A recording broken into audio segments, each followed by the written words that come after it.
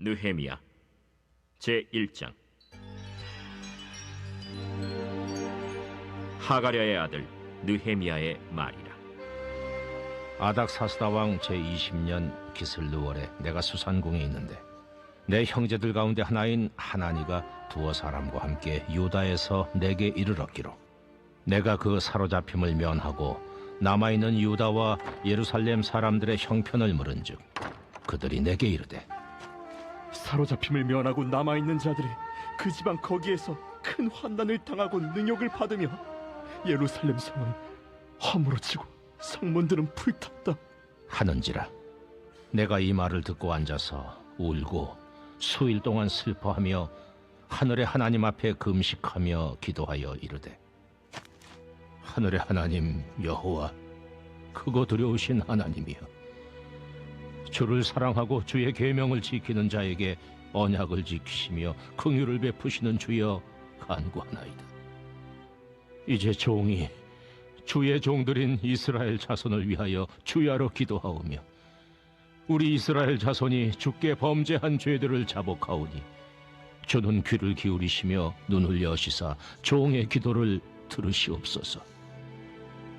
나와 내 아버지의 집이 범죄하여 주를 향하여 크게 악을 행하여 주께서 주의 종 모세에게 명령하신 계명과 율례와 규례를 지키지 아니하였나이다.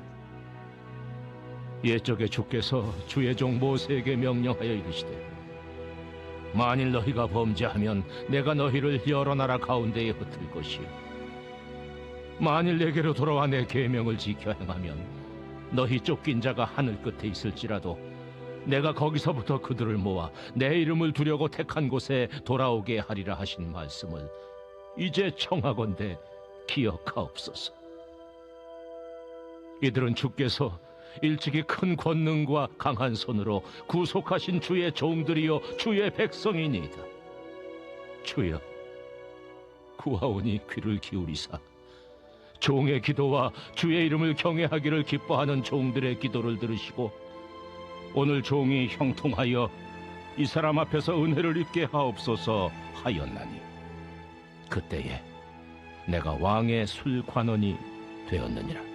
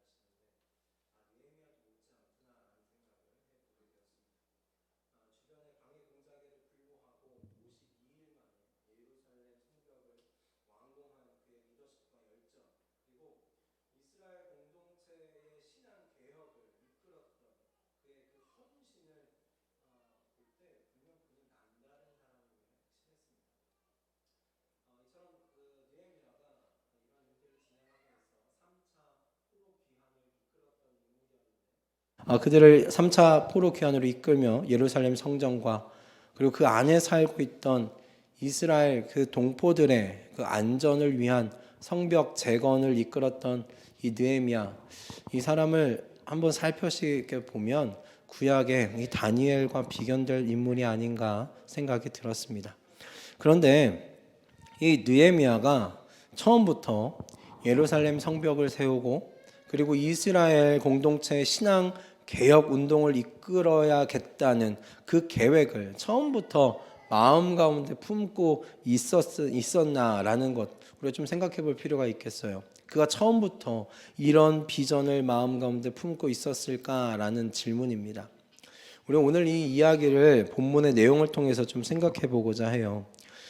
이 주제, 이 비전과 관련한 이 주제가 오늘날 우리 모두가 좀 고민해봐야 할 주제가 아닌가라는 생각이 드는 이유는 요즘 제 주변에 있는 사람들로부터 듣는 그냥 단순히 주변에 사는 사람들, 주님을 믿지 않는 사람들이 대부분이긴 한데 그런 사람들의 이야기를 좀 계속 듣다 보면 비전이라고 말할 수 있는 것을 가진 사람들의 이야기를 쉽게 듣지 못하기 때문입니다. 제 주변에 뭐 40대 정도 돼요. 40대 중반, 이제 초반 이런데 사람들에게 보게 되는 비전은요, 대부분은 이것입니다. 어떻게 하면 은퇴 이후에도 매월 일정 수준의 고정 수입을 내는 이 파이프라인을 만들까라는 것이 굉장히 다 동일한 그 고민들이고 비전들입니다. 한마디로 비전이라고 한다면 이렇게 이야기할 것 같아요. 경제적인 자유를 누리는 삶. 이게 공통된 그 바람들이고 꿈이고 비전입니다. 그렇다고 해서 그 아래의 어린 세대가 뭔가 좀 다른가? 또 그렇지도 않잖아요. 여러분 다들 아시지 않습니까? 요즘 아이들 장래희망 물어보면 대부분 유튜버 크리에이터가 된다는 것, 또는 뭐 연예인 그렇고 의사 이렇게 많이들 이야기합니다. 이런 장래 희망들 다 뭐 가질 수 있어요. 그런데 중요한 건 뭐냐면 이 아이들 또한 가지고 있는 장래 희망의 목적지가 어디냐? 결국은 돈이라는 거예요. 경제적인 자유를 얻는 돈이라는 겁니다. 어떻게 어느 직군이 돈을 좀 더 잘 버느냐라는 것 같아요. 며칠 전에 그 모두가 의사가 되려는 나라라는 제목의 뉴스를 본 적이 있습니다. 좋은 이공계 인재들이 다 어디를 향하고 있는가? 의대를 다 지금 쏠리고 있다는 거예요. 좋은 인재들이 이공계에. 그런데 또 의사라는 직군으로 안으로 들어가 보면 그 안에서도 또 쏠림 현상이 있어요. 어디에 쏠릴까요? 그렇죠. 미용과 관련한 부분이에요. 피부과나 성형외과 쪽으로 인재들이 의사 안에서도 또 쏠린다고 하더라고요. 그래서 그 안에서도 문제가 뭐냐면 필수 중증 의료 분야에는 사람이 없대요. 의사가 없대요. 기이한 현상이 아닙니까? 이공계의 많은 인재들이 의대를 향해서 나아가고 있는데 또 의대 안에서는 또 한쪽으로 쏠림 현상이 있어서 정말 필요한 분야에는 의사가 없다는 말이 너무 아이러니한 이 시대 같아요. 그리고 우리나라의 이 현상이 너무 아이러니한 겁니다. 기이한 겁니다. 그런데 결국 그 뿌리를 들어가 보면 뭐냐면 돈이에요. 얼마나 더 많은 부유를 누리며 살 건가. 한마디로 이것 또한 경제적인 자유에 대한 비전이 자리 잡고 있구나라는 생각을 해보게 되었어요. 경제적 자유를 누리는 삶에 대하여 제가 그게 그 비전이 잘못된 것이라고 지금 말하려는 것이 아닙니다. 문제는 뭐냐면 모두가 다 이 방향을 향해 간다는 게 저는 그게 문제라는 생각이 들어요. 이와 같은 여러분 시대의 현상 속에서 저는 오늘 이 느헤미야는 우리에게 좋은 모델이 되지 않나 생각이 들었어요. 우리에게 좋은 모델이 되어줄 수 있겠구나라는 생각을 해보게 되었습니다. 오늘 주님께서 주시는 느헤미야에 대한 이 말씀이 우리 자신에게 그리고 우리 다음 세대들에게 이 시대의 비전이 아니라 하나님의 비전을 품고 사는 삶으로 인도함 받는데 귀 쓰임 받기를 소원합니다. 그리고 느헤미야라는 인물에 대하여 여러분 오늘을 또 계기로 관심을 가지시고 한 번 더 깊이 묵상하시면서 느헤미야를 읽어 나아가실 수 있기를 또한 도전드립니다. 할렐루야, 아멘. 죄송합니다. 오늘 제 이 목소리를 좀 양해해 주셨으면 좋겠고, 네 오히려 또 뭐 이 목소리가 마음에 들지 않으신가요? 네, 감사합니다. 네, 오늘 저희가 생각해야 할 이 인물은 느헤미야인데 이 느헤미야가 BC 444년경에 이 예루살렘으로 3차 포로 귀환을 이끌었던 인물입니다. 예루살렘 멸망이 언젠가 BC 583년이었어요. 586년이었어요. 그러니까 한 140년간의 이 차이가 있는 겁니다. 140년 만에 바벨론에서 포로 생활을 하던 사람들을 이스라엘 사람들 이끌어서 예루살렘으로 데리고 간 인물입니다. 여러분 140년이라는 여러분 기간을 한번 생각해 보세요. 이 느헤미야가 그럼 한 이민 몇 세 정도 될까요? 4세까지. 그러니까 이미 한 3세 아니면 4세 정도까지 될 거, 3세 정도 저는 생각하는데 3, 4대가 될 수 있을 것 같아요. 여러분, 이민 한 3세, 4세 된다고 생각해 보면 그 사람 한국 사람일까요? 아닐까요? 거의 한국 사람 아닐 거라고 생각이 가능하지 않겠습니까? 한국말을 잘하면 정말 대단한 거라고 생각이 들어요. 대부분 한국말 잘 못할 겁니다. 그래서 한국 사람이라고 말하기도 좀 애매해요. 외국인이라고 바라보는 것이 맞지 않을까 그런 생각을 해보게 됩니다. 여러분, 그런데 느헤미야가 이민 3세예요. 3세. 생각해 보세요. 이민 3세, 이민 4세예요. 그럼에도 불구하고 이 느헤미야가 이스라엘, 자기 조국에 대한 애정이 남달랐던 사람인 것을 보게 됩니다. 사람들을 이끌고 예루살렘으로 다시 복귀한 것만 봐도 알아요. 그런데 더 대단한 것은 무엇이었냐면 그가 부와 권세를 누릴 수 있는 자리를 다 마다하고 예루살렘으로 갔다는 겁니다. 아무것도 없는 예루살렘, 모든 것이 허물어지고 황폐해져 버린 그 예루살렘으로 갔다는 거예요. 여러분, 11절 마지막을 보면 그에 대한 짤막한 소개가 나와 있죠. 11절 마지막 부분인데 제가 좀 읽어드리겠습니다. 그때 나는 왕에게 술잔을 받들어 올리는 일을 맡아보고 있었다라고 되어 있어요. 그때 왕은 아닥사스다 1세였다고 합니다. 아닥사스다 1세 때 술 맡은 관원이었어요. 이 느헤미야가. 여러분, 술 맡은 관원이 되었다는 건 왕의 전폭적인 신임을 받고 있다는 것을 의미해요. 왕이 마시는 술을 먼저 맛보는 일일 뿐만 아니라 왕이 술자리를 할 때 그 옆에서 같이 이야기를 나눌 수 있는 자리가 이 술 맡은 관원장의 자리예요. 술 맡은 관원의 자리예요. 그러니 술 맡은 이 관원의 자리가 가지는 권세가 얼마나 대단했겠어요. 왕과 술자리를 가질 때 저에 대해서 좀 좋은 말 좀 한마디 해주세요 라고 부탁해오는 사람들 많지 않았을까요? 요즘만 돼도 그렇지 않아요? 좀 권세가 있고 좀 높은 어떤 그 권력을 가진 사람 옆에 있는 사람들에게 얼마나 많은 사람들이 다가가서 좋은 말 한마디 해달라고 그렇게 부탁해옵니까? 이때도 마찬가지였을 거예요. 그렇게 이 느헤미야에게 왕에게 좋은 말 한마디 해달라고 찾아오는 사람들 얼마나 많았겠어요. 여러분, 그와 같은 부와 권세를 누리며 살 수 있는 자리를요 느헤미야가 지금 마다하고 예루살렘을 향해 가고 있는 거예요. 누가? 이민 3세가. 이게 특이한 사람입니다. 특이한 사람이에요. 여러분, 이민 3세가 그 자리에 올라가는 게 쉽겠어요? 이민자잖아요. 지금으로 따지면 미국 중앙 관료직에 이미 우리나라 이민자 3세가 중앙 관료 정말 핵심으로 들어간 겁니다. 얼마나 대단한 일입니까? 쉬운 일이 아니에요. 그 자리를 마다한 겁니다. 그 자리를 지금 벗어나서 예루살렘에 내려가고 있는 거예요. 성경에는 어떻게 그가 왕의 술 맡는 그 관원이 되었는가에 대한 이야기는 없어요. 하지만 말씀을 보면 이 아닥사스다 1세 이 왕이 이 느헤미야를 매우 매우 아끼고 사랑했던 것만은 분명해 보여요.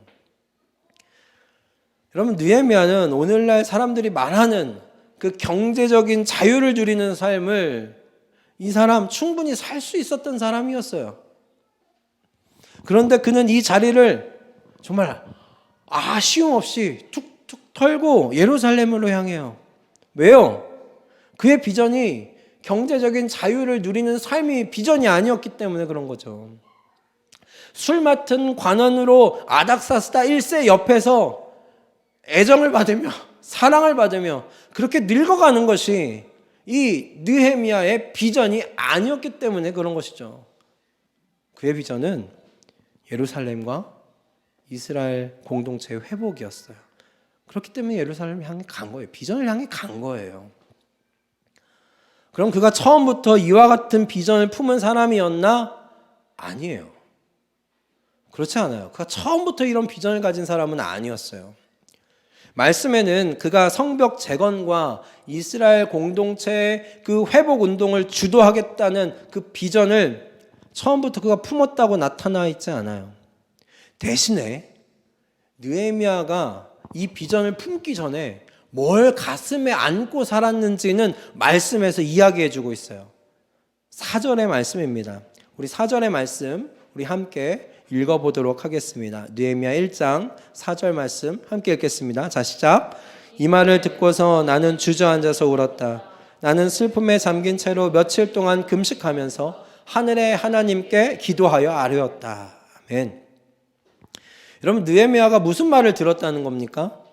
느헤미야에게 하나니라는 동생이 한 사람 있었어요. 사촌 동생인 것 같아요. 근데 이 사촌 동생 하나니가 예루살렘에 있다가 몇 사람과 같이 다시 돌아왔다는 소식을 느헤미야가 들은 거예요. 느헤미야가 얼른 들어가 하나니를 만나서 가장 먼저 물어본 것이 예루살렘의 형편이 어떠냐라는 겁니다. 우리 동족이 살고 있는 예루살렘 지금 어떠냐? 어떤 형편이냐? 그걸 지금 물어봤어요. 가봤더니 어떻든. 하나니가 이 느헤미야에게 이야기합니다. 성벽이 다 허물어졌고 성문은 불타고 있습니다. 그곳에 있는 그 남아있는 우리 동족들 차마 눈뜨고 볼 수 없을 만큼 비참한 형편 가운데 있습니다. 그럼 원래는 이 성벽과 그 당시 성전은 건축되어 있었어요. 그리고 성벽도 원래는 에스라와 함께 에스라서를 보면 성전과 함께 성벽도 재건이 되어 가고 있었습니다. 그런데 성전 건축만 되고 성벽은 왜 그냥 허물어져 버렸는가? 에스라서를 보면 그 방해하는 사마리아인들이 있었습니다. 그래서 성벽과 성전 건축을 방해했고 성전 건축이 중단됐던 것을 여러분 에스라서를 보면 알 수 있어요. 그런데 정말 하나님의 은혜 가운데 이 다리우스 왕 때 다시 성전 건축이 진행되게 돼요. 그런데 말씀을 보면 성벽 또한 그 재건을 진행하라는 말씀이 나오질 않아요. 성벽은 허물어진 거예요. 성전만 건축하라고 되어 있어요. 다리우스 왕의 조서에. 그래서 결국 분명 이 에스라와 함께 같이 건축되고 있었던 성전과 성벽, 그 중에 완공된 건 성전만 완공되고 성벽은 다 허물어진 거예요. 그러니 얼마나 불안한 가운데 있겠어요. 보호해줄 성벽이 없어요. 성벽이 없는 그곳입니다. 이 말을 들은 느헤미야의 반응이 무엇이었나? 여러분, 주저앉아서 울었다는 거였습니다. 주저앉아서 울었다. 우리 하나님의 그 성전과 그곳에 남아있는 우리의 동족을 지켜줄 성벽 없이 불안 가운데 살아가는 그들. 그래서 그 주변의 사람들로부터 핍박받고 놀림을 당하며 살아가고 있는 그 남아있는 우리 동족들을 생각하면서 느헤미야가 주저앉아서 울었대요. 통곡했대요. 여러분, 한번 생각해 보십시오. 미국에 사는 이민 3세가, 이민 4세가 대한민국의 상황을 듣고 통곡을 한다. 여러분 상상이 되십니까? 외국인이에요. 통곡을 하겠습니까? 이렇게 듣지 않을까요? 아, 그런 상황이구나. 안타깝다. 안타까울 정도죠. 뭐 이 정도 생각하지 않겠어요? 조금 더 나아간다면 내가 도와줄 수 있는 건 뭐가 없을까? 뭐 이렇게 생각하지 않겠어요? 주저앉아서 누가 울어요? 주저앉아서. 여러분 외국인이 여러분 중국이 무슨 일 있다고 여러분들이 우십니까? 가까운 북한에 무슨 일이 있다고 해서 우리가 울진 않잖아요. 여러분 통곡이라는 건요 그리 쉽게 나오는 게 아닙니다. 하루아침에 나오는 게 통곡이 아니에요. 느헤미야가 보여주고 있는 이 통곡은요 그가 오랜 시간 가진 사랑과 애정의 결과인 거예요. 그 성전을 향한 그리고 그 땅에 남아있는 자신의 동족을 향한 사랑과 애정의 결과물인 거예요. 그가 그곳에 있는 성전과 그곳에 남아있던 동족을 향한 사랑을 갖고 있었다는 건 동생이 왔을 때 가장 먼저 물어본 게 동생이 뭐 안부 뭐 아니 뭐 이런 게 아니라 가장 먼저 물어본 게 그곳의 형편이 어떠냐는 그 질문 안에서 사실은 그의 애정과 사랑이 다 드러나고 있죠. 여러분, 이것을 통해 우리는 비전이라는 것이 어디서부터 오게 되는 것인지를 생각해 볼 수 있어요. 여러분, 비전은요, 사랑에서 나오는 것입니다. 비전은 사랑에서 나오는 거예요. 사랑에서 나오는 거예요. 여러분, 우리는 그의 통곡을 통해서 그리고 이어지는 기도의 내용을 통해서 그가 무엇을 사랑하고 있었던 사람인지를 확실히 알 수 있어요.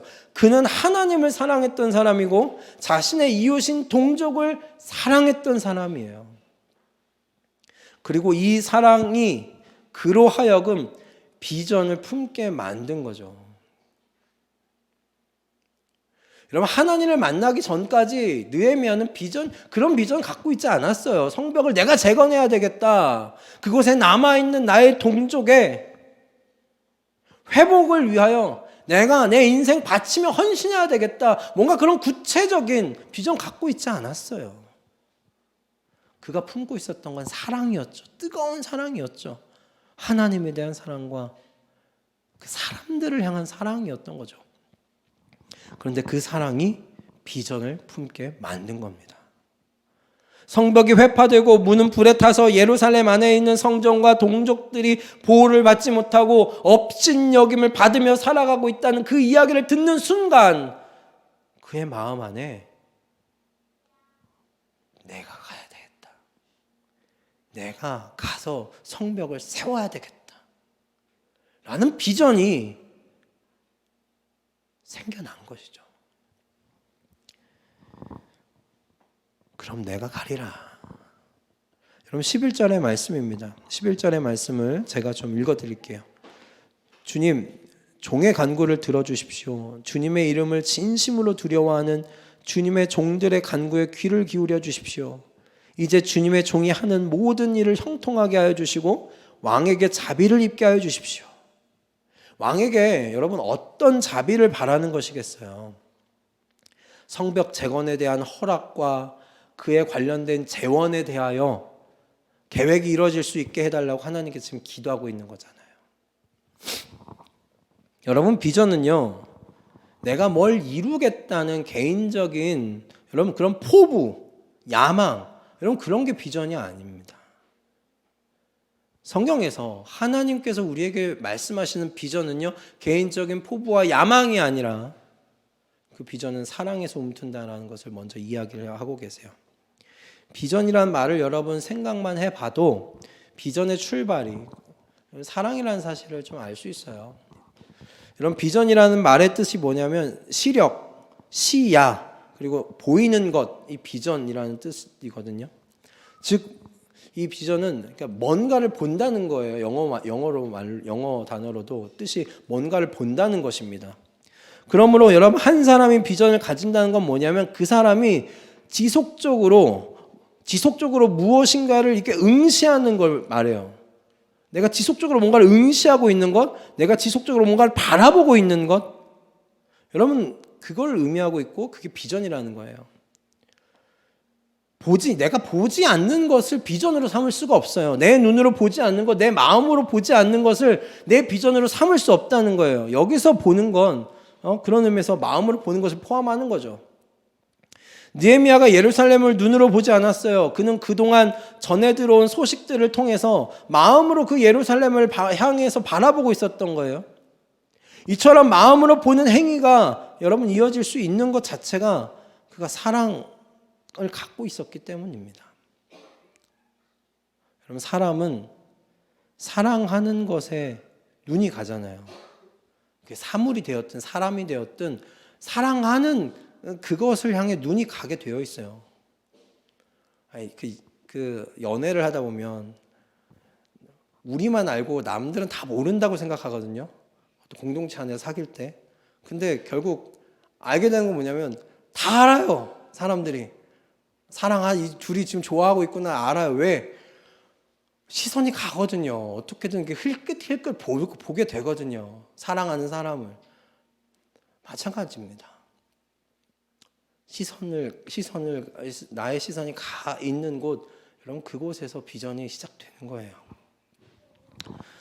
이처럼 나의 비전은 나의 개인적인 야망과 포부가 아닙니다. 느헤미야가 보여주고 있는 비전은 하나님과 이웃을 향한 그 뜨거운 사랑에서 움튼 것이라는 것을 우리에게 이야기해 주고 있어요. 여러분, 비전의 사람이 되기를 원하십니까? 내 자녀가 정말 비전의 사람으로 크기를 여러분 원하십니까? 하나님을 사랑하게 만드십시오. 그리고 이웃을 사랑할 줄 아는 사람으로 여러분 이 아이들을 키워 나아가실 수 있기를 바랍니다. 느헤미야를 보면서 저도 그걸 배웠어요. 이거를 가져야 이 비전을 가져야 되라고 이게 주입한다고 이렇게 비전을 갖는 게 아니에요, 애들이. 하나님을 사랑하게 만들고 사람들을 사랑하게 만들고 하나님이 창조하신 이 세상을 사랑하게 만들면 그 아이가 어느 순간 비전을 갖게 돼요. 느헤미야 같이. 우리 사랑을 가지고 있는 이 느헤미야를 통해서 그 비전을 갖게 되는 것, 그것을 우리가 배워 나갔으면 좋겠고, 여러분 이 비전을 갖는다는 이 비전을 갖는다는 것에서 나이는 상관없다는 것을 여러분 기억하십시오. 나이에서 나오는 게 아니라 사랑에서 나오는 겁니다. 사랑만 갖고 있다면 하나님을 향한 사랑, 사람을 향한 사랑, 하나님이 창조하신 세상을 향한 사랑, 이 사랑만 갖고 있다면 어떤 때에든 우리 비전 가질 수 있음을 믿으실 수 있기를 주님의 이름으로 축복합니다. 아멘. 그럼 그렇다면 이 비전이 그럼 어떻게 구체적으로 그 모습을 이게 가지게 되는 걸까라는 겁니다. 여러분 사랑이 이 비전을 움트게 만든다면 이 비전은 어떻게 줄기를 형성하고 어떻게 꽃을 여기 피워올까? 여러분 그걸 우리가 한번 좀 이 말씀 속에서 생각해 봤으면 좋겠어요. 느헤미야를 통해서 알 수 있는 건 뭐냐면 비전이 무엇을 통해 구체화되는가? 기도를 통해서 구체화된다는 것을 우리가 배우게 됩니다. 비전은 기도를 통해 구체화된다는 겁니다. 여러분 사실 여러분 느헤미야를 보면 느헤미야 기도의 사람이라는 걸 여러분 확인하실 수 있지 않습니까? 느헤미야서 읽어보셨죠? 느헤미야가 정말 중요할 때마다 그가 사람들을 의지하지 않아요. 내 주변에 능력 있는 사람들을 찾는 게 아니라 하나님을 찾아요. 틈만 나면 하나님께 기도하며 여쭤보며 일을 진행했던 사람이 이 느헤미야입니다. 오늘 보면 4절을 봐도 그렇지 않습니까? 그는 통곡만 하지 않아요. 그냥 슬픔에 잠겨 있지만 않아요. 며칠 동안 금식하면서 하나님께 기도했습니다. 그런데 그가 얼마 동안 기도했는가? 여러분 그가 얼마 동안 기도했을까요? 응답이 있을 때까지 기도했어요. 근데 그 응답이 4개월 만에 있었을 뿐입니다. 느헤미야가 장장 4개월을 기도했습니다. 그가 예루살렘에 대한 소식을 동생에게 들은 날이 1절을 보면 20년 기슬루월이라고 되어 있어요. 이 기슬루월을 우리나라 양력으로 따지면 11월, 12월에 해당합니다. 그리고 2장 1절을 보면 그가 아닥사스다 20년 니산월에 라고 되어 있어요. 이 니산월은 우리나라 양력으로 따지면 3월과 4월입니다. 4개월의 기간이 있죠. 4개월이란 기간. 여러분 4개월 동안 이 느헤미야가 기도한 거예요. 자신에게 가지고 있는 비전 통해서. 여러분 말이 4개월이지. 여러분 그의 기간, 기도의 기간은 사실 4개월만 딱 기도하면 내가 응답해 줄게 이거가 아니었잖아요. 언제 어떻게 응답이 올지 몰라요. 기간이 없어요. 그의 4개월은 8개월이 될 수 있었고요. 12개월이 될 수 있었고요. 10년이 될 수도 있었어요. 근데 그는 기도한 거예요. 그동안. 아닥사스 왕의 제가 없이는 그가 움직일 수 없는 사람이라는 것을 그가 알고 있었잖아요. 그리고 예루살렘 성벽 재건이라는 이 사업이 왕의 허락과 함께 필요한 재원 또한 지원받지 않으면 가능하지 않은 사업이라는 것을 그가 알았어요. 그런데 그가 왕에게 먼저 가서 이걸 제안할 수 있는 상황은 아니었잖아요. 그러니 그냥 하나님께 하염없이 기도할 수밖에 없는 거예요. 언제 왕이 나를 불러줄까? 언제 왕에게 내 마음에 있는 이 계획을 품고 있는 이 계획과 이 비전을 말씀드려 볼 수 있을까? 언제 기회가 찾아올까? 몰라요. 언제 올지. 그런데 기도한 거예요. 계속.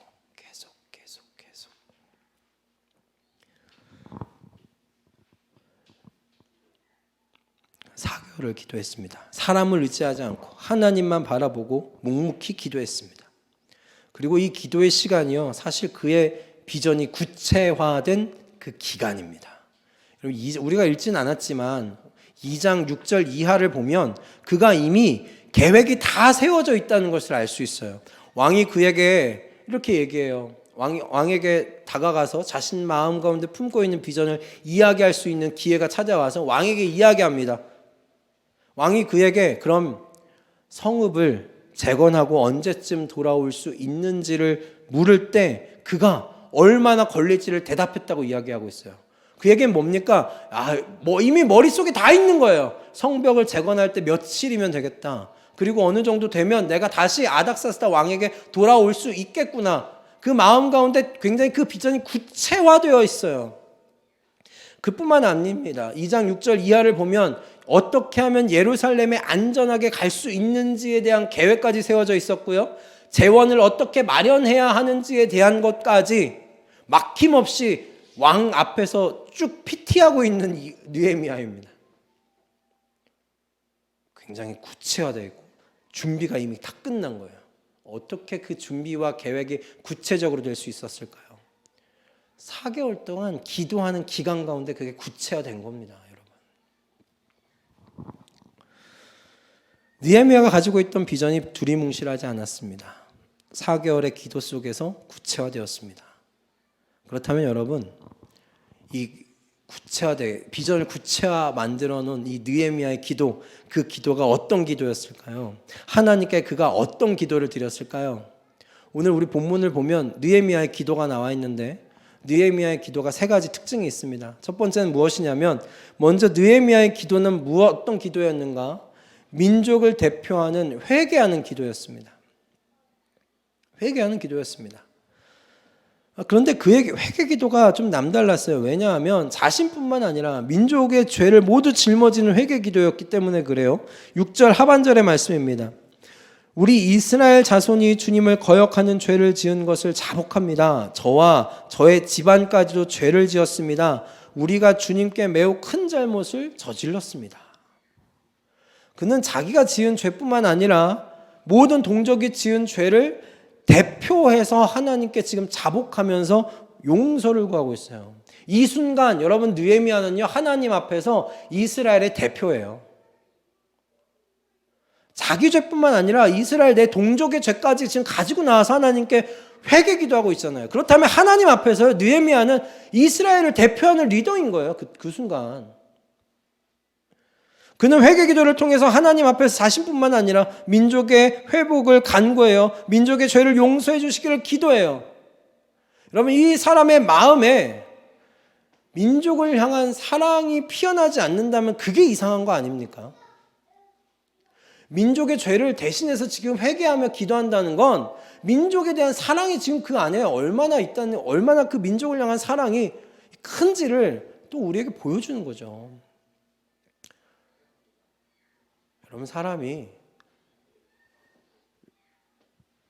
중보기도 한다는 건, 누군가를 놓고 중보기도 한다는 건 그 누군가를 사랑한다는 의미입니다. 사랑한다는 의미예요. 여러분, 우리 민족을 위해서 이번 한 주 얼마나 간절히 기도하셨습니까?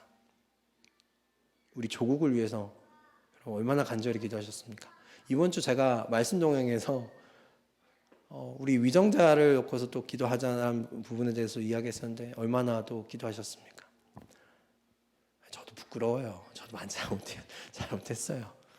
느헤미야 이 말씀 묵상하면서 다시 한번 깨달았어요. 기도한다는 게 사랑이구나. 깨달았어요. 특별히 민족의 죄를 놓고서 기도한다는 건 그 민족을, 내 민족을 정말 사랑해야 가능한 거구나라는 사실을 깨달았어요.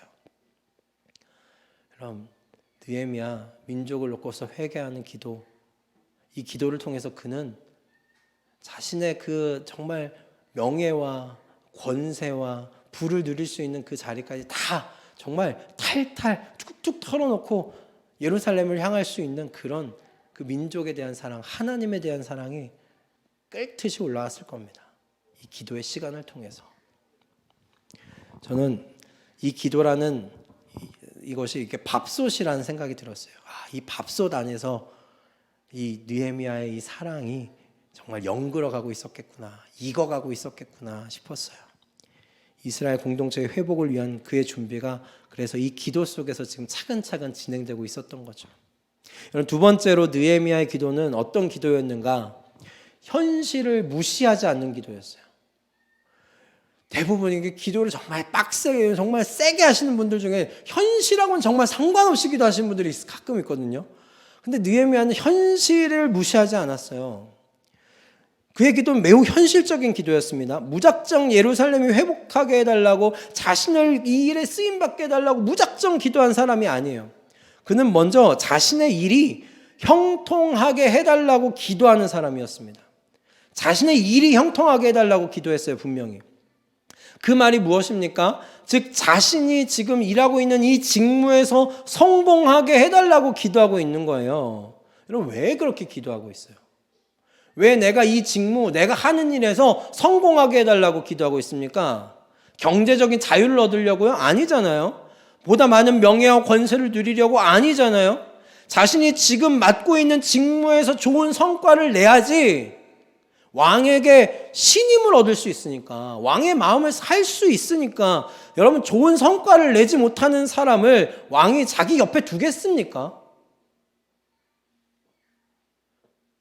좋은 성과를 내야, 영향력을 가진 사람이 돼야 내가 왕 곁에서 언젠가 어떤 때인지는 모르겠지만 왕이 내 마음 가운데 품고 있는 비전을 궁금해할 때 말할 수 있잖아요.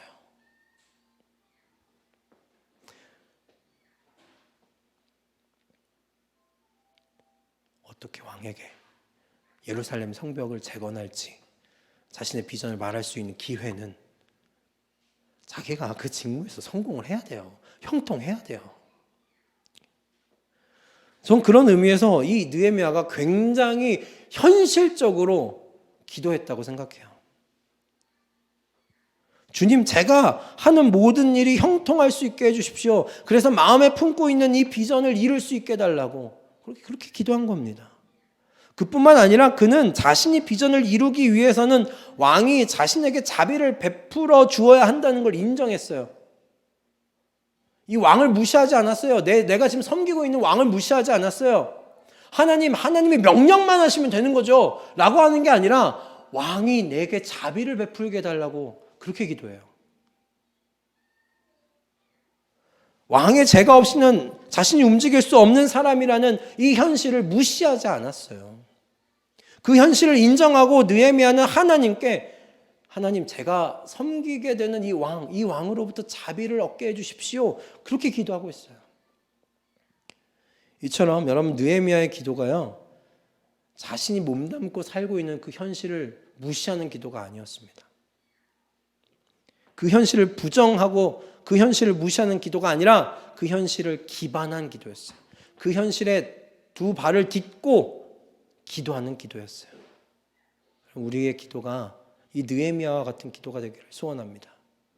그래야 비전이 구체화되고요, 이 비전을 이루어갈 때 하나님께서 우리의 이 기도를 들어 쓰실 수 있을 줄로 믿습니다. 여러분, 마지막으로 느헤미야의 기도는 무슨 기도인가?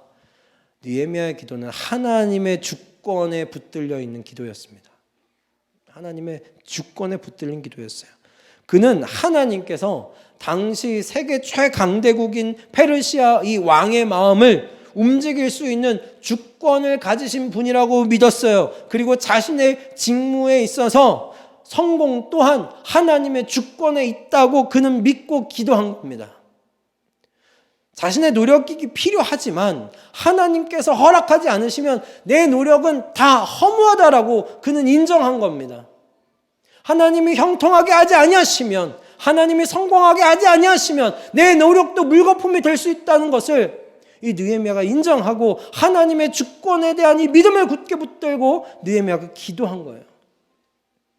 하나님에 대한 주권에 대한 믿음이 그래서 느헤미야의 기도 속에 녹아져 있어요. 여러분, 하나님의 주권을 온전히 붙잡지 않는다면, 하나님의 주권에 대하여 여러분 우리가 한 톨의 의심이라도 있다면 우리의 기도는 흔들릴 수밖에 없습니다. 흔들리게 돼요. 어떤 의미에서 여러분 느헤미야의 비전은요, 불가능한 비전이잖아요. 불가능해 보이는 비전이잖아요. 술 맡은 관원장 이 한 사람이 품을 수 있는 비전은 아니잖아요. 예루살렘 그 거대한 성벽을 다시 재건하고 그곳에 있는 동족들의 그 신앙을 다시 한번 회복시킨다. 여러분, 이 비전 한 사람이 품을 수 있는 비전입니까? 술 맡은 관원이 가질 수 있는 비전입니까? 이 비전의 크기와 무게 앞에 깔릴 수 있어요. 그런데 그 하나님의 주권을 온전히 붙잡았어요. 하나님께서 허락만 하시면 불가능해 보이는 이 일 분명히 해낼 수 있습니다 라는 믿음을 느헤미야가 가지고 있었던 거죠. 그러니 자신의 일의 형통에 대해서도 왕의 마음을 바꾸어서 자비를 받게 해달라는 이 기도를 4개월 동안이나 지속적으로 할 수 있었던 겁니다. 하나님께서 결정만 하시면, 하나님께서 이걸 응답만 해주시면 된다는 거죠. 그러니 4개월 동안 조용했는데 하나님께서 뭘 말씀하셨다는 것도 없어요. 그 사이에 4개월을 묵묵히 기도한 거예요. 그냥 벽 보고 기도한 겁니다. 묵묵히. 흔들리는 믿음으로도 여러분, 흔들리는 믿음으로도 기도는 시작할 수 있어요. 그러나 흔들리는 믿음으로는 지속적으로 기도할 수는 없어요. 중간에 퍼져요. 중간에 기도를 그만두게 되어 있어요.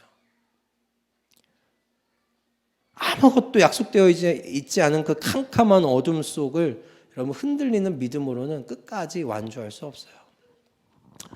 그러니 여러분, 오늘 이 느헤미야의 이 기도를 우리가 본받으실 수 있기를 주님의 이름으로 축복합니다. 할렐루야. 말씀을 정리하겠습니다. 비전은 여러분 내가 무엇을 바라보고 있느냐에 따라 결정이 납니다. 그렇기 때문에 오늘날 사람들이 가지는 경제적인 자유에 대한 그 비전은 오늘 이 시대를 살아가고 있는 사람들이 무엇을 지금 바라보고 있는지를 보여주는 지표라고 생각이 들어요. 여러분, 느헤미야라는 여러분 이 인물에 대한 말씀 들으면서 오늘 어떤 생각을 하시게 되었습니까? 저는 우리 모두가 이 시대가 가지고 있는 비전이 아니라 느헤미야와 같은 비전을 품는 인생 되어지기를 소원하게 되었습니다. 경제적인 자유에 대한 그 비전이 아니라 하나님의 나라의 영광과 이 땅에 우리 대한민국 이 민족을 위한 비전을 품는 우리 동행교회 공동체가 되었으면 좋겠다라는 그런 마음 가지게 되었습니다. 그러기 위해서 여러분, 하나님을 뜨겁게 우리 사랑하십시다. 우리 사람을 사랑하십시다. 그리고 하나님께서 창조하신 여러분 이 세상을 우리 같이 사랑하십시다.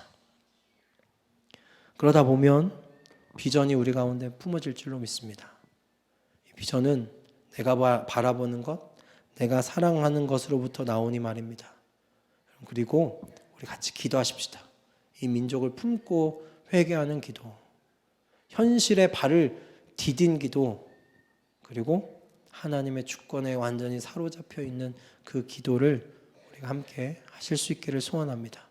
이와 같은 기도에 우리 이 밥솥 안에서, 이 기도의 밥솥 안에서 하나님과 이 민족을 향한 사랑이 익어갈 줄로 믿습니다. 그리고 이 사랑이 마침내 우리를 비전의 사람으로 그렇게 빚어가게 될 줄로 믿습니다. 할렐루야. 아멘.